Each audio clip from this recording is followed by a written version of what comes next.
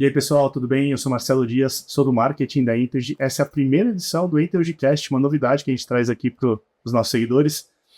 E a gente está aqui com um tema muito importante, né? A gente vai falar de IA, mas não só de IA, a gente vai falar de IA, além do hype, a IA, o caminho da IA corporativa e o futuro dos negócios. E antes de eu apresentar aqui meus convidados, roda a vinheta.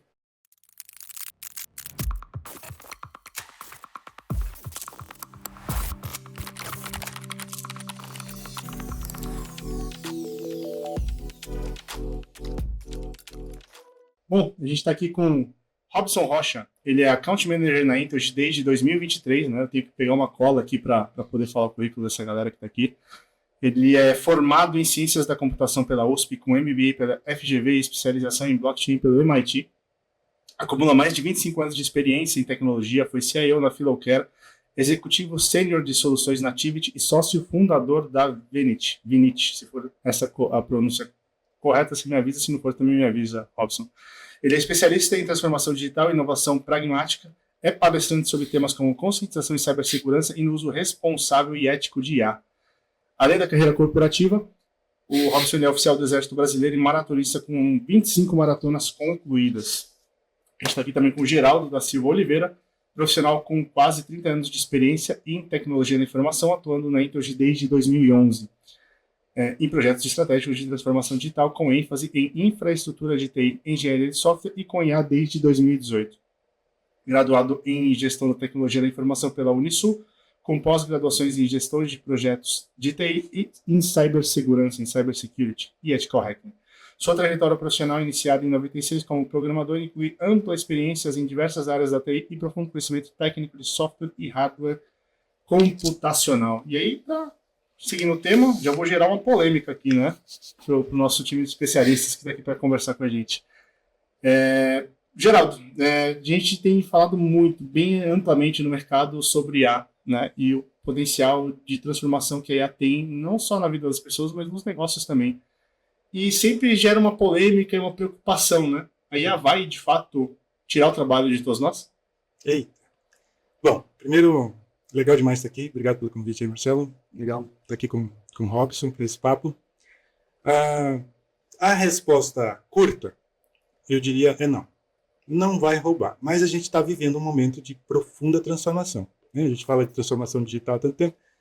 É transformação digital do digital já. Né? Ou seja, é tão profundo que a gente vai ter essa impressão de que muito daquilo que a gente fazia, ou pelo menos da forma como a gente fazia, a gente já não vai fazer mais. E isso dá a impressão de, eu perdi, ou vou perder aquilo, né, que eu faço hoje. Mas não é a ideia de que vai sobrar tanto tempo assim agora para a gente ficar sem ter o que fazer. Né? Não é essa a ideia, não. E já pegando um gancho aí no que o Geraldo está colocando, primeiro, obrigado aí, Marcelo, pelo convite. Prazer discutir esse tema tão relevante aqui com o Geraldo e com quem está assistindo a gente. Eu acho que a pergunta ela carrega um viés, um mindset aqui que para mim me preocupa, que é sempre o do ou, né? A gente vive numa sociedade que tá sempre tem que ser uma coisa ou outra. E eu acho que, principalmente nesse tema, acho que o sim. É muito importante também analisar esse contexto do E também, né? Exato, porque sim, a gente vai ter perda de emprego, como a gente já viu em outras revoluções como essa, a Revolução Industrial, depois, mais recentemente, uma revolução aí do uso da internet, quando você está pensando em serviços, em comércio, e a gente viu que sim, haverá perda de emprego. Mas muito mais relevante do que essa perda de emprego é a transformação, que é isso que o Geraldo traz para a gente. Ou seja, a potencialização para os trabalhadores, né, de todas as áreas, com o uso de IA, ou seja, eles conseguirem fazer aquilo que eles já fazem hoje de uma forma muito melhor, muito mais rápida, muito mais produtiva. Eu estou entendendo que você está falando aqui muito de, talvez, não só, né, não é ou, né, que a gente falou, mas aumento de produtividade, melhoria do nosso trabalho e até falando de velocidade também, né? A gente consegue fazer coisas hoje mais rápidas do que a gente fazia um tempo atrás, por exemplo, produção de conteúdo é uma delas, né? Falou para mim que eu sou profissional de marketing, né? Mas falando para o mercado, fazendo um cross agora para o mercado corporativo, né, o que a gente entende por IA hoje? Né? Pergunta para os dois. Né? A gente está falando de uma aplicação no mercado corporativo, né, e como que isso veio evoluindo ao longo do tempo. Bom, a IA de hoje, a IA do hype, né, se for assim, ela está muito focada nessa coisa da IA generativa. focada nos transformers aí e, consequentemente, a geração textual, imagem, áudio, ou seja, dá para gerar qualquer coisa que se possa representar digitalmente, né? Então, a IA de hoje está muito focada nisso, mas existem inúmeras camadas aí de IA, algumas delas, por incrível que pareça, embora a gente esteja no hype de IA, quase não é mencionado. Esse dia mesmo aconteceu um negócio interessante que a gente estava avaliando uma vaga dos nossos clientes de IA, e aí ele estava falando de coisa ali na vaga, estava pedindo skills, que até me deu uma saudade. Eu disse, nossa, olha só, tem aqui alguém falando de IA em outras camadas também que não GNI, né? Não LLMs, isso aí. Então, a gente não pode esquecer disso. Existe um hype em torno da IA generativa que ajuda um monte, inclusive, a adoção de práticas de IA que a gente já tinha anteriormente, mas que demoravam tantão a mais, né? Então, eu acho que para o mercado, todas essas camadas são relevantes. E discutir sobre elas e como aplicar adequadamente essas camadas que é o legal aí, né, que a gente tem para agora em termos de discussão no mercado. A gente tem visto isso muito nas empresas, né, Geraldo? Uma preocupação muito grande no entendimento desse contexto de uma forma mais ampla, né? Quando a gente está olhando para a IA, não é algo que surgiu agora, é algo que vem de muito tempo, né? Quando você está pensando em machine learning, deep learning, linguagem natural, quando você está pensando em visão computacional, sistemas especialistas, tudo isso a gente já viveu, está embutido nas nossas vidas, em tudo que a gente faz hoje você tem esses elementos já muito presentes, mas eu acho que é muito importante nesse momento, para uma empresa, ela entender que é necessário um primeiro letramento, né? Quando você pensa em umas fases assim, de adoção de IA, você precisa começar pela primeira, que é a formação, né? Então, esse nivelamento em todos os níveis da empresa, seja o C-Level, seja a camada mais operacional, você tem que ter essa unificação de conceitos, né, para que todo mundo consiga falar sobre o mesmo protocolo, vamos dizer assim. Maravilha. E aí eu vejo um grande dilema, porque a empresa ela salta dessa formação e ela vai para o maior desafio, que é a adoção, sem passar por uma fase antes de transformação cultural, que é o que a gente chama de conscientização. Então, na Intel, o que a gente entende como um percurso, uma trajetória mais adequada para a adoção da IA é você começar assim pela formação, você ter uma fase ali de letramento, você passar por essa transformação cultural com uma conscientização, e aí aqui a gente vai discutir um pouquinho todos esses aspectos, quando a gente leva isso, por exemplo, para os vieses dos algoritmos, quando você pensa em ética, quando você pensa em segurança, quando você pensa no uso responsável da IA, isso é uma transformação cultural. Para aí sim você atacar uma adoção que seja massiva, constante e perene. Olha que interessante. Eu vou pegar um gancho do que o Geraldo falou, do que você acabou de falar, Robson, para encaixar uma próxima pergunta que está muito dentro daquilo que eu planejei em colocar aqui para a gente conversar, mas que surgiu agora, né? A gente viu falando que, na minha percepção, quando a gente fala de IA, ela saiu do departamento da TI. Quando a gente fala de GenAI, né, IA generativa, que é o que a gente conhece por ChatGPT, Claude e afins, e transforma a vida de todo mundo, de todos os departamentos, quando a gente fala no âmbito corporativo, né? Mas eu já tinha esse entendimento que a IA veio lá de trás, né? Por machine learning e outras técnicas, se técnicas é o nome adequado para a gente chamar, né? Mas quando a gente fala, por exemplo, de letramento, de colocar todo mundo na mesma página com relação a IA, do uso responsável, vamos se falar assim, né? Até porque a gente já observou alguns tipos de vazamento de dados por conta disso, né? De uso indevido de IA generativa, né? Mas quando a gente fala assim de conhecimento técnico de uma forma geral, não só ali embutida no departamento da TI, né? Qual que é o nível mínimo que vocês enxergam de conhecimento técnico que os profissionais de diferentes áreas precisam ter sobre IA hoje em dia, né? Já a gente entrou um pouco no tema na conversa de letramento, né? Esse é uma pergunta interessante, porque no final das contas, de novo, se a gente olha, ninguém acho que precisa ter a expectativa de que as pessoas, de um modo geral, vão conhecer a IA nas camadas que a gente estava falando aqui, de machine learning, deep learning e tal. Então, vamos nos concentrar aqui no uso dessa IA aplicado diretamente às tarefas do dia a dia, às atividades do dia a dia. Eu vou fazer uma comparação aqui que parece meio que não cabe, tá? Mas é só para para tentar estabelecer uma base aqui. Lá no final da década de 90, ali a gente já tinha Office, por exemplo, e a gente tinha cursinho de Word, Excel, PowerPoint. Lembra disso? Infelizmente eu lembro. Então, a gente tinha, foi a forma que a gente encontrou naquele momento de ir para a tecnologia da informação que a gente vivia, ou para a transformação digital que a gente estava prestes a viver, de transferir esse conhecimento. Certo? É claro que hoje, até pelo modo que a IA entrega informação também, e letramento, a própria IA, o próprio ChatGPT, as próprias ferramentas de IA, entregam esse tipo de informação, a gente não precisa repetir a historinha lá do Word, Excel e PowerPoint. Mas o que eu quero chamar a atenção é pelo fato de que naquele momento a gente estava instruindo pessoas de como utilizar uma ferramenta. Ela não sabia como aquele negócio foi construído, ela não sabia as camadas ali de construção daquele negócio, mas era simplesmente uma ferramenta. Então, sim, eu diria que o conhecimento mínimo aí, que a gente vai ter no mercado de trabalho, é esse da ferramenta. É esse de que eu uso para resolver imediatamente aqui o meu dia a dia. E a gente já tem uma adoção gigantesca disso, né? Em várias companhias, tudo. Só que ainda, por incrível que pareça, parece que a gente está na bolha aqui, que está mais antenada nisso, e parece que esse número é maior. Mas não é tão grande assim. Ainda hoje, ou seja, as pessoas estão usando, essa adoção é orgânica mesmo. Né? Por mais que o hype aconteça, por mais que a gente está falando, mas eu não vejo essa adoção, todo mundo está utilizando. Não, as empresas de tecnologia, sim, eu diria que eles são early adopters, aquelas empresas que vão adotar mais rápido e puxar o mercado aí por... Sem dúvida. Eu acho que o Geraldo ele traz um aspecto muito importante aí, que é a questão também do formato, né, que esse letramento vai acontecer. E a gente não pode ter aqui a ilusão de que podemos usar as mesmas formas que a gente usou no passado, dado que é uma sociedade que mudou completamente, né? A forma de aprendizado mudou, a forma de absorver o conteúdo também mudou.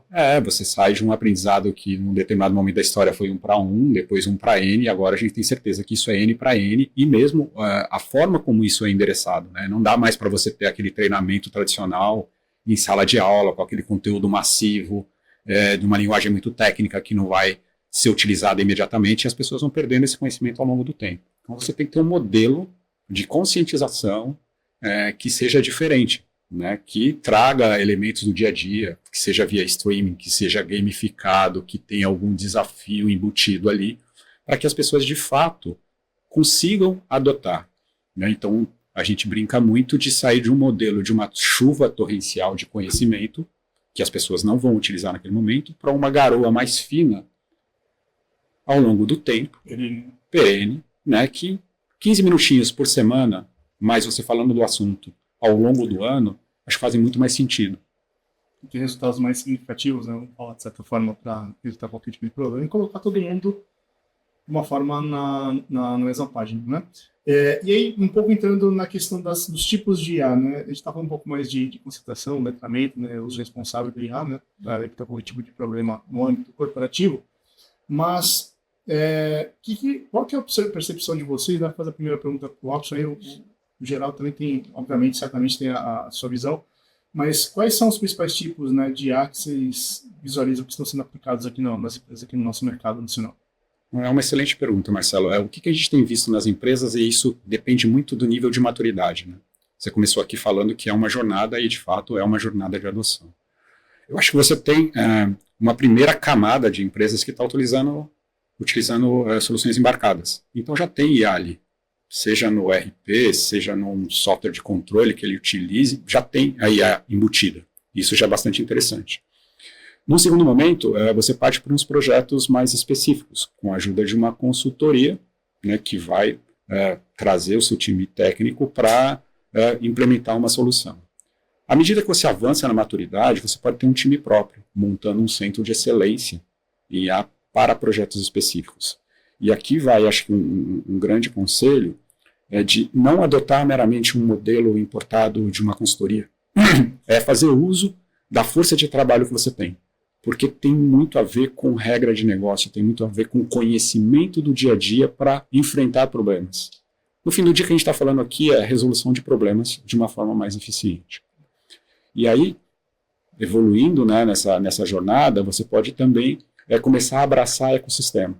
Né? Eu acho que é muito importante você ter esse entendimento de que o seu problema ele já foi resolvido no todo, ou em parte, por alguém. Então, você está inserido num contexto de startups que trabalham com esse tema para acelerar a sua solução e também com a academia, com as universidades, é muito importante. Então, a empresa ela precisa se abrir para esse mundo. Ela precisa estar disposta a ter uma interlocução com startups e também com as universidades. Legal. Enquanto o Robson estava falando, eu estava pensando o seguinte. Se a gente olhar para a adoção de ChatGPT, Cloud, etc., assim, né? Esses modelos que a gente tem, os fundamentais, aí, os maiores, seria uma abordagem de resolver quase qualquer problema de forma rasa. Né? Ou seja, a gente consegue atacar quase qualquer problema de imediato, mas de uma forma muito rasa. Não quer dizer que resolve, quer dizer que ajuda de alguma forma e tudo mais. As outras IAs que a gente pode acessar a partir daí entendendo essa questão do problema. A grande questão é entender primeiro o problema que eu tenho, qual informação, qual dado eu tenho em torno desse problema que me permite descrevê-lo, né, de preferência matematicamente depois, onde a gente consiga aplicar essa IA um pouco mais profunda, numa camada de solucionar realmente problemas que são relevantes dentro da companhia, relevantes dentro do meu cenário aqui específico, que me afetam diretamente, mas que precisa de uma solução um pouco mais profunda que eu obtenho através de um chat.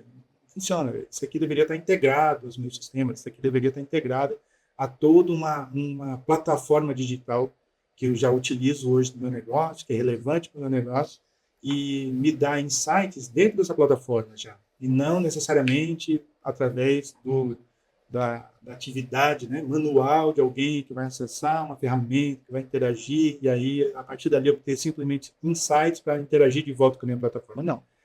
Então, o uso dessa IA, né, que vai estar integrado aos meus sistemas, às minhas plataformas, ela é algo relevante agora para o negócio já, né? Ou seja, estou falando de futuro, que é onde já estamos atrasados. Isso aí. E você tocou em um ponto que é importante, Geraldo, que eu até queria perguntar. Obstáculos, né? Como é que a gente... Quando a gente fala... Beleza, a gente está usando só uma camada IA generativa, que é a Surface, vamos falar assim, né? De todo IA. Mas quando a gente fala... Quais são vocês visualizam, né, os principais obstáculos, né? Quando a gente vai falar de projetos de IA, né, no mercado, que não só da nossa visão, né, mas os próprios clientes, né, que eles têm obstáculos para poder colocar o projeto dentro da própria empresa. Quais são esses obstáculos aí? Quais dicas vocês têm para como a gente ou contornar ou endereçar, né? Qual é o assertivo? Então, eu acho que o primeiro obstáculo é o motivo pelo qual algumas empresas estão buscando adotar IA. É simplesmente porque é a palavra do momento. E aí é o hype. Então, eu tenho que ter IA em alguma coisa aqui. Então a galera chega para a gente e diz assim, escuta, o que você tem de IA aí, né, para me vender, para implantar aqui para mim? E não é algo assim. Só faz sentido se eu tenho um problema definido mesmo e vou trabalhar em cima desse problema. E agora, fazendo uso de tanto recurso de IA generativa e tudo mais, eu conseguiria, inclusive, acelerar esse processo de modelagem, né, desse programa. E lembra que a ideia de modelo aqui que a gente fala é parecido com a ideia de massinha de modelar mesmo. Sabe? Que você pega, olha para o problema e diz, eu vou modelar, eu vou colocar ele de uma forma que represente aquilo ali, mas aqui nesse modelo eu tenho mais liberdade para trabalhar. Então, esse exercício precisa acontecer ainda, mesmo nesse momento. Não sei porque eu estou absorvendo. Não, perfeito. E a gente tem visto aí muitas iniciativas que elas capotam de partida, porque você não tem um conhecimento do problema resolvido, e mais que isso, você não tem uma fundação, que são os dados. Se a empresa ainda não conseguiu estruturar os seus dados de uma forma adequada, ela não vai conseguir fazer esse salto para IA. Se ela não tem a integração entre os sistemas dela de uma forma estabelecida, se ela não está em cloud, se ela não tem uma conectividade já resolvida, ela não vai conseguir fazer uso da IA. Então, tentando tangibilizar um pouco para o pessoal, se a gente pensar em alguma solução, vamos pensar aqui como o varejo está se transformando, né? pensando numa hiperpersonalização, eu querer que o meu produto seja enxergado e entregue para aquela pessoa naquele momento, né? A gente sai daquele modelo anterior que não é mais um consumidor, uma consumidora de 40 anos, não. Eu quero saber como é que está o Marcelo, como é que está o Geraldo, né?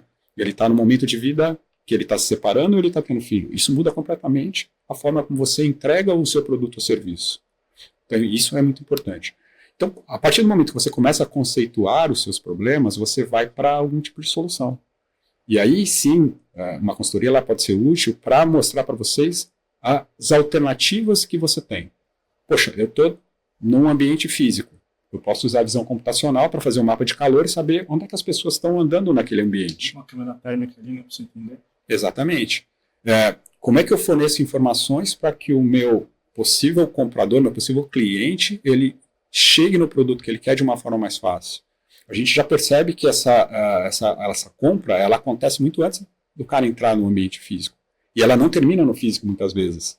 Ele pode ali experimentar físico, mas ele vai tomar a decisão depois em casa. Então essa transição do mundo físico digital também é muito relevante. Então são muitos elementos que a gente tem que olhar e de uma forma estruturada, de uma forma científica até, para você conseguir fazer uma implantação que tenha resultado da IA no fim do dia. E como que vocês acham que a infraestrutura de tecnologia que a gente tem aqui no Brasil tem suportado ou limitado, né, projetos de adoção de IA no mercado? Eu vejo dois grandes dilemas aqui, tá? Vamos pensar então na parte física, né? Você tem que pensar muito em cloud, em ambiente de cloud. A gente vê uma evolução muito grande no Brasil nesse aspecto. Pensando aqui em investimentos em data center. No fim do dia é a estrutura física para que a IA possa acontecer, né? Ter poder computacional para ela. E na outra mão disso, tão relevante quanto, ou talvez mais importante que isso, é a força de trabalho, né? Você precisa, a gente tem uma escassez muito grande de pessoas com capacidade para tocar projetos como esse. Seja dentro de casa, ou seja importando recursos ou emprestando recursos de alguma empresa do mercado. Pensando nessa questão de infraestrutura, sim, concordo com o que o Robson falou, e só que eu acrescentaria o seguinte: essa infraestrutura física mesmo, né, data center, isso eu acho que a IA demanda hoje, no momento que a gente está, no mundo inteiro, né? E tem toda essa preocupação aí com a questão energética e tal, que não tem energia para fazer inferência, né, todo mundo iria demandar e tal.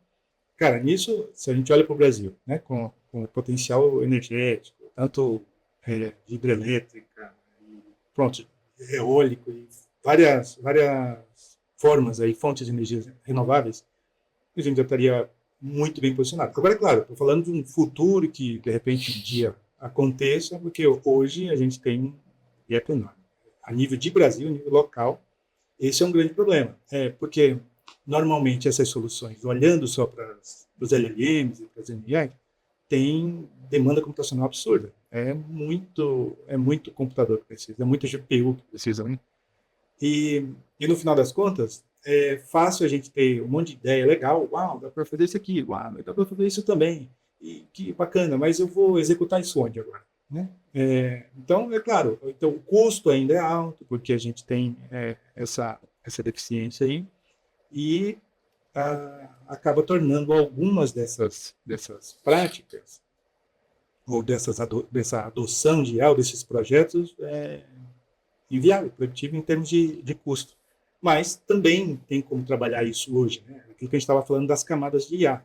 A gente pode, no final das contas, pelo menos o laboratório para modelar esse problema e propor uma solução, a gente consegue utilizar nesse modelo LLM e GenAI para encurtar tempo que a gente tinha, tempo e dinheiro, obviamente, que a gente tinha antes nas abordagens de machine learning, deep learning, ou modelos semelhantes a esses que a gente tem de LLM, mas menores ou com menor custo computacional, que é uma das tendências que a gente tem para o futuro próximo.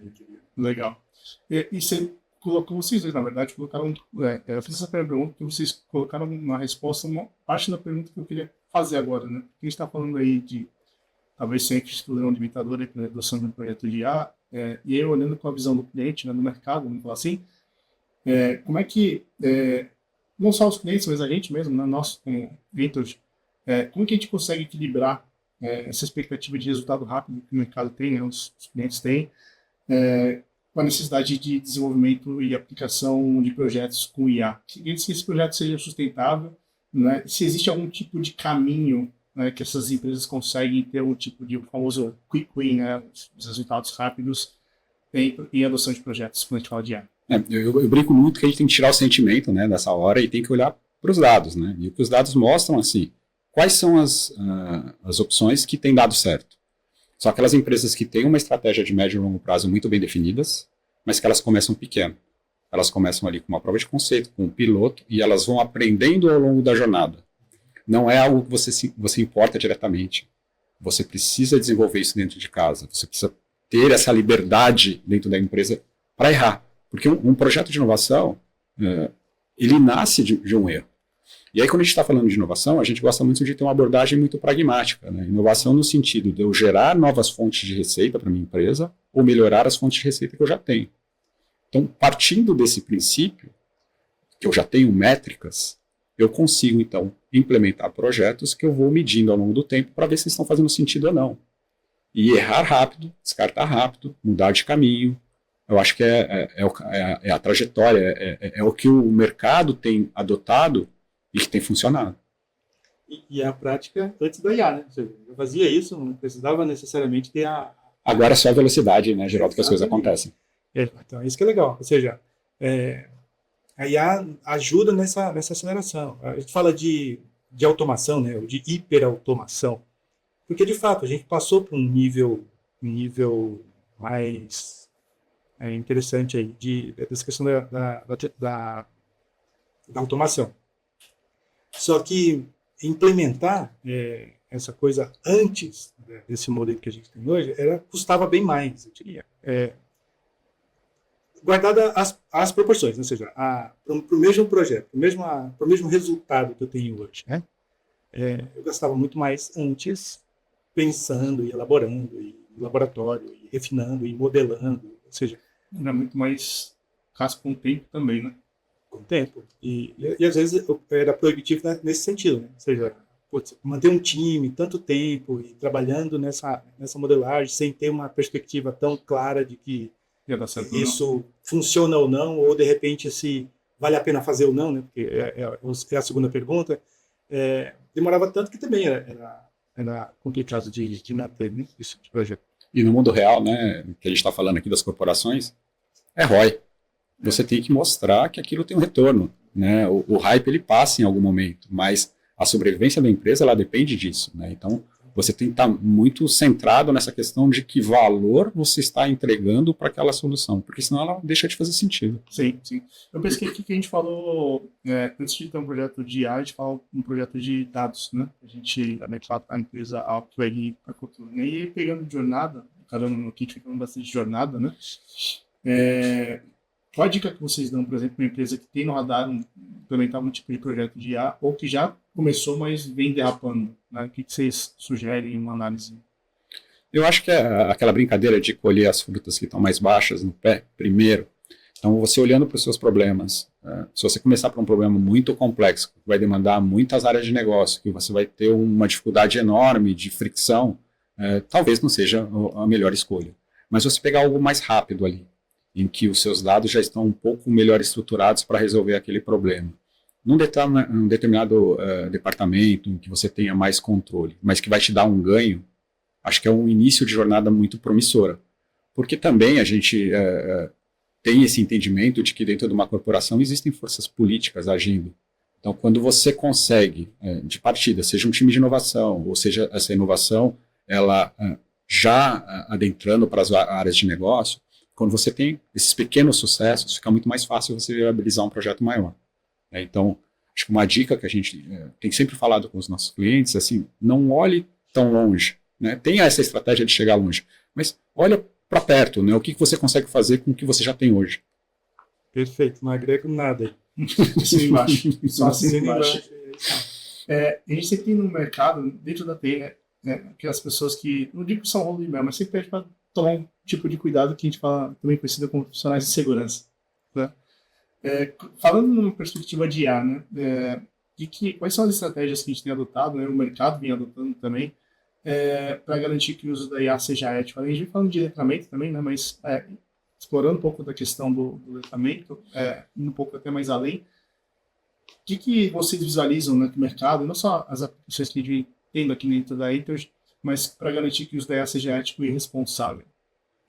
Eu acho que esse tema aí já vale um outro podcast, Sim, né? Bem complexo. Mas vamos Quando a gente fala de segurança, e aí eu vou falar um pouco além só, né, do cenário IA, normalmente eu vejo duas situações. Qualquer transformação digital que a gente tem visto aí ao longo dos anos, a gente vê logo na sequência um agito, uma movimentação enorme do lado cybersec da coisa, né? Ou seja, normalmente as transformações digitais, elas geram ondas subsequentes de adequação nesse contexto de cibersegurança. Às vezes, tecnologias simples no sentido do tamanho que a gente tem, se comparado hoje com esse hype todo da IA, né? Já gera uma quantidade enorme de barulho dentro dessa abordagem de cybersec e olhando na perspectiva de cybersec, tá?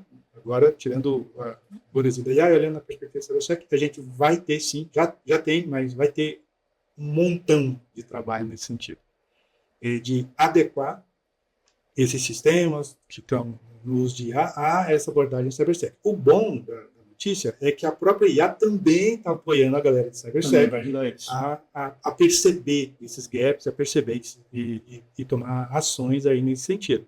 Mas é a segunda, a onda que já vem ali seguindo de perto esse buzz enorme que a IA está produzindo.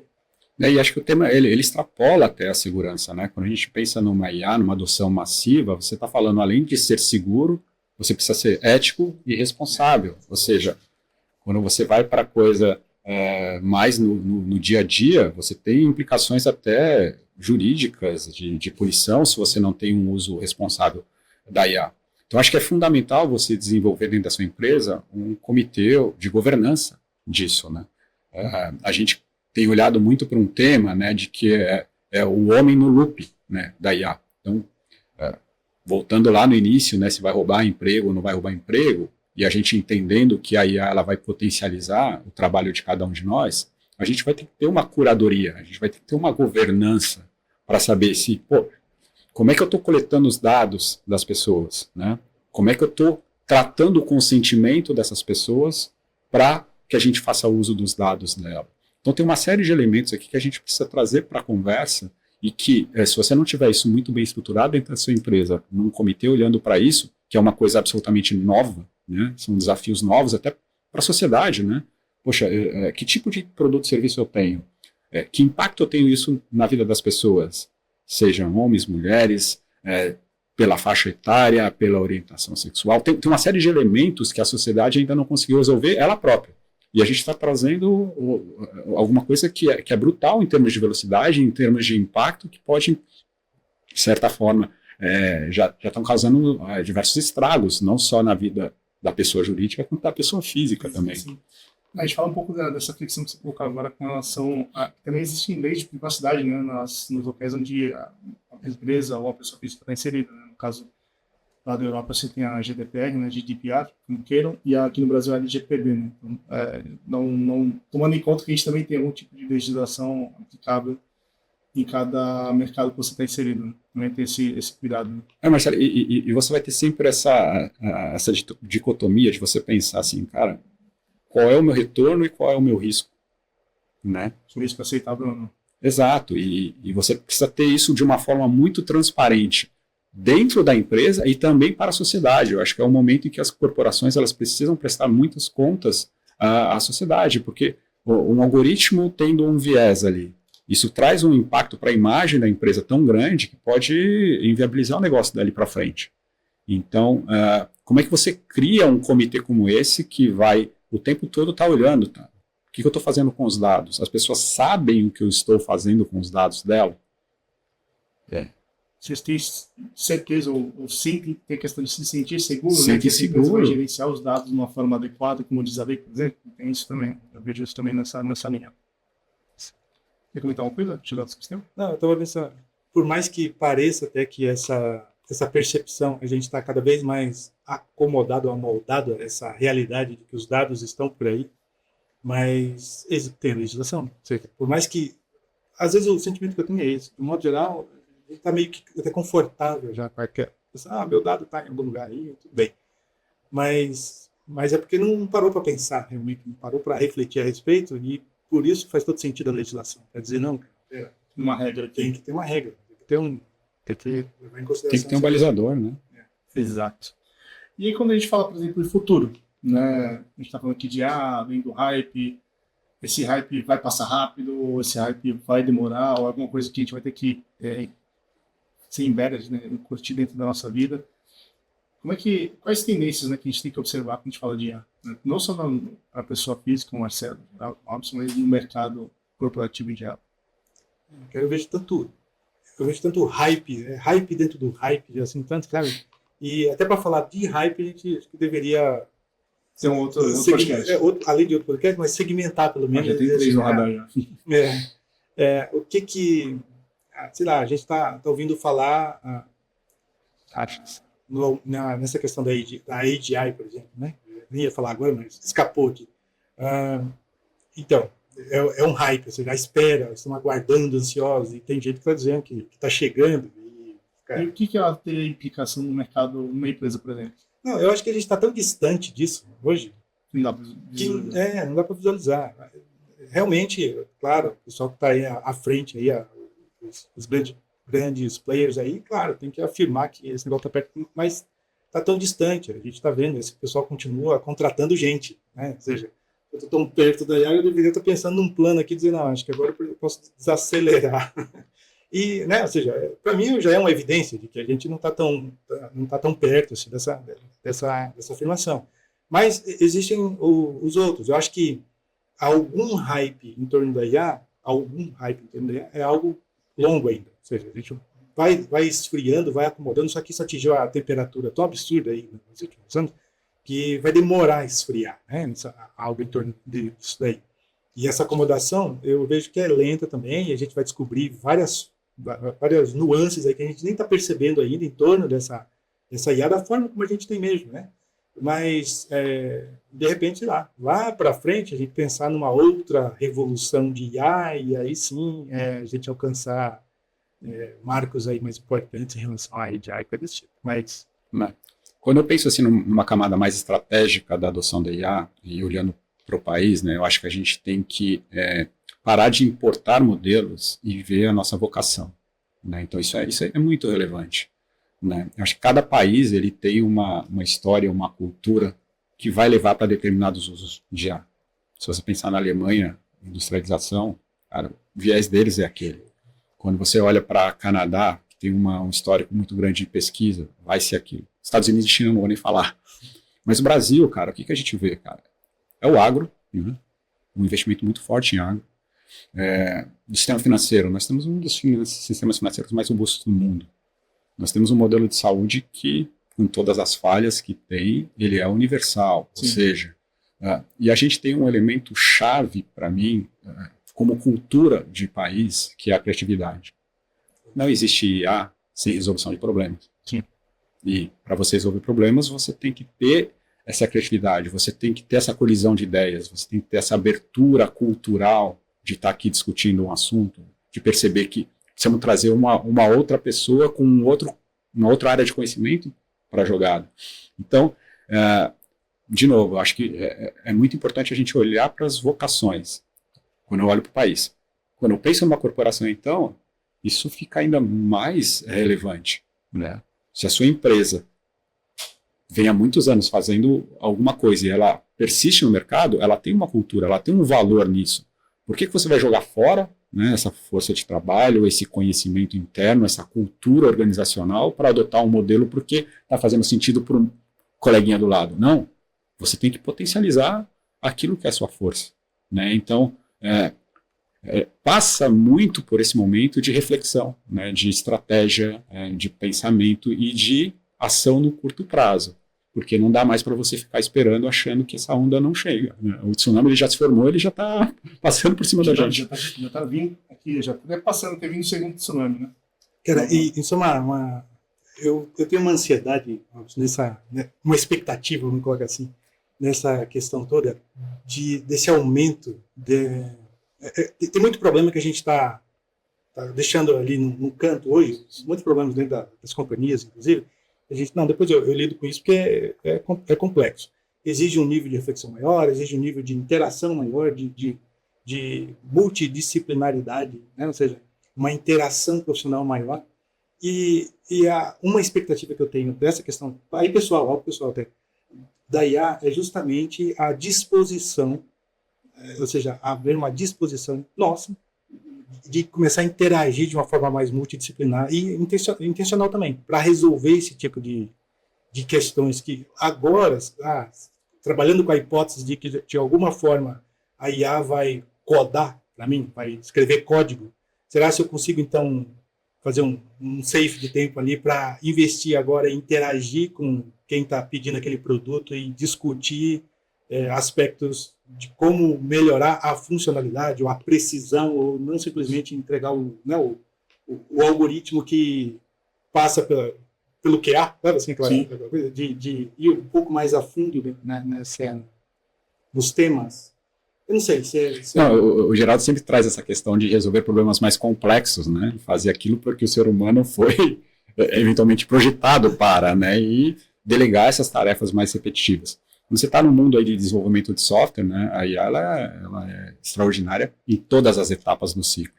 A gente estava até brincando aqui antes do podcast, né? Que a gente viu um movimento muito forte aí durante a pandemia dos devs trabalhando remotamente, né?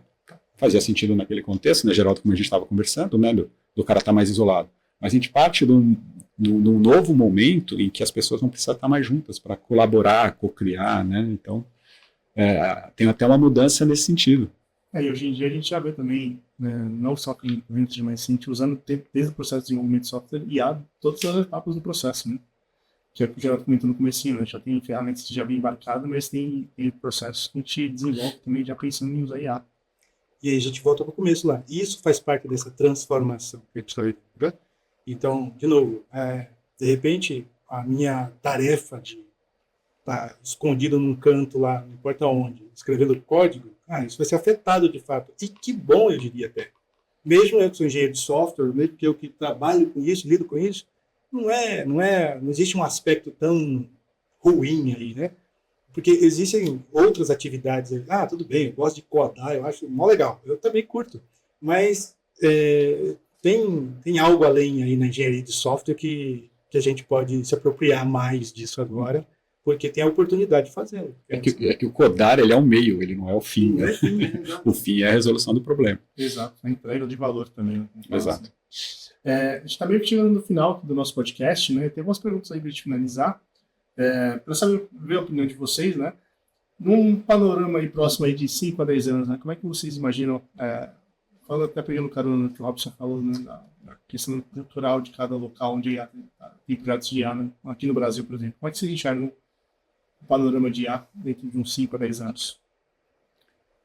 Cara, essa é uma pergunta bastante difícil. A gente tem refletido bastante sobre o tema e acho que ninguém ainda chegou numa conclusão, porque todas as apostas que a gente fez no passado, elas naufragaram, né? Porque é algo muito novo e algo muito transformador. Não só no aspecto tecnológico, mas de sociedade como um todo. Mas alguma certeza que a gente tem.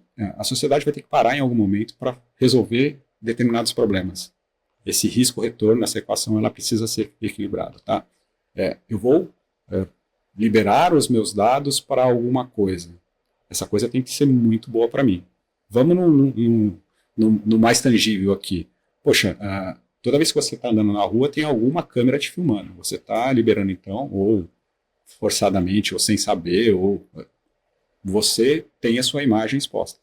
Isso reflete em mais segurança? Então eu vou abrir mão da minha privacidade para ter mais segurança? Isso é uma questão que a gente... Isso é uma discussão que já tem levantado em outros países também, né? Perfeito.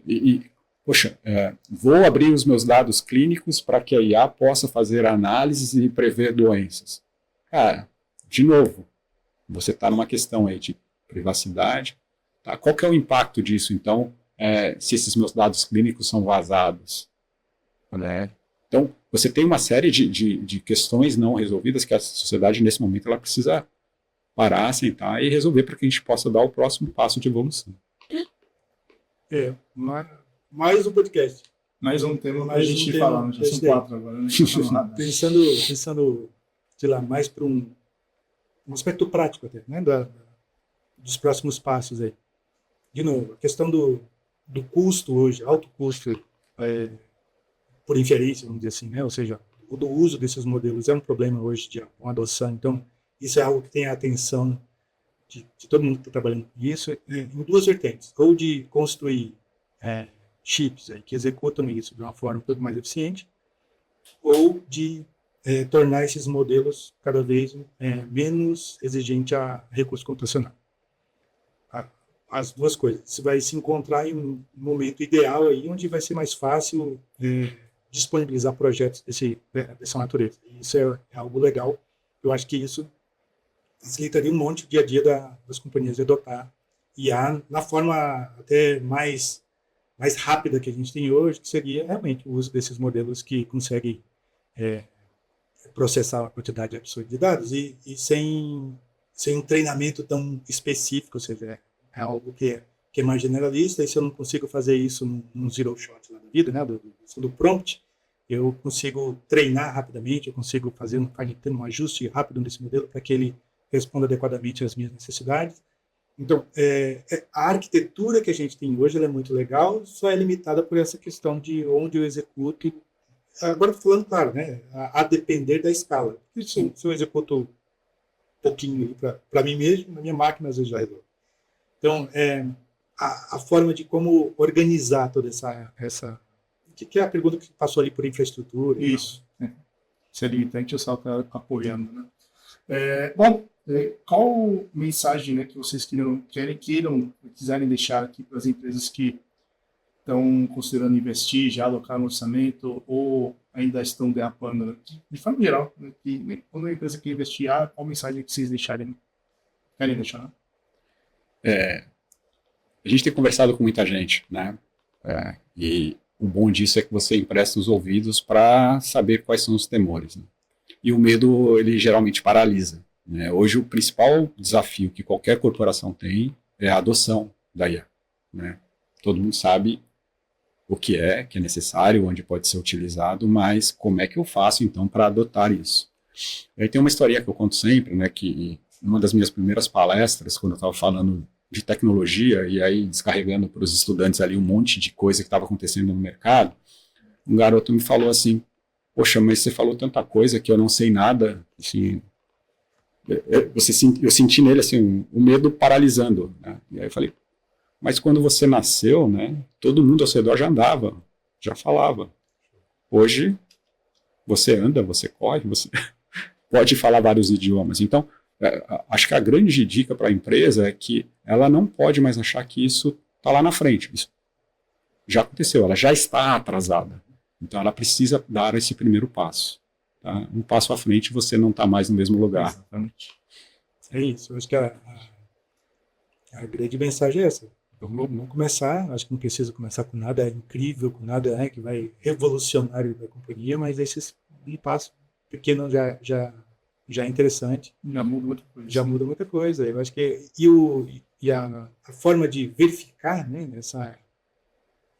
esses passos hoje, eles são fáceis também, né? Ou seja, já me dá mecanismos aí para verificar de forma rápida se eu realmente estou dando um passo ou se eu estou só balançando ali e não conseguir colocar o pé lá na frente. A gente falava de hipótese de 3 meses, né? Para a realidade de IA, isso já não existe mais, cara. Em 2 semanas você tem que provar valor ou não, ou descarte e vai para a próxima. Muito rápido. Bom, quero agradecer aqui ao Geraldo pelo tempo, pela vinda aqui a São Paulo, ao Robson também pelo tempo. E para mim foi excelente, aprendi bastante com vocês. Espero que a nossa audiência que está acompanhando aqui a gente também tenha tido o mesmo tipo de percepção que eu. A gente procurou aprofundar um pouco, né? Sair um pouco do hype e além do hype, que essa era a proposta do tema do nosso podcast, quando a gente fala de IA e principalmente focado no mercado corporativo, né? Para entender, beleza, a IA até agora, como é que eu posso já começar a trazer projetos de IA na minha empresa e qual que vai ser o futuro, visão de jornada que a gente vem falando aí. Não só do podcast, mas no nosso dia a dia, né? E eu quero agradecer, né, além de novamente mais uma vez vocês dois, agradecer a audiência que está acompanhando a gente. Você que está acompanhando, segue a gente nos nossos canais, a gente vai publicar em todos os canais aqui da Entogy. Segue, compartilha com quem for interessante e caso você tenha alguma dúvida sobre projetos de IA, como adotar, né, qual o caminho mais rápido para a sua empresa fazer isso, converse com a gente, né? A gente está aqui à disposição para poder apoiar vocês nessa jornada aí de IA. Muito obrigado, até mais, tchau!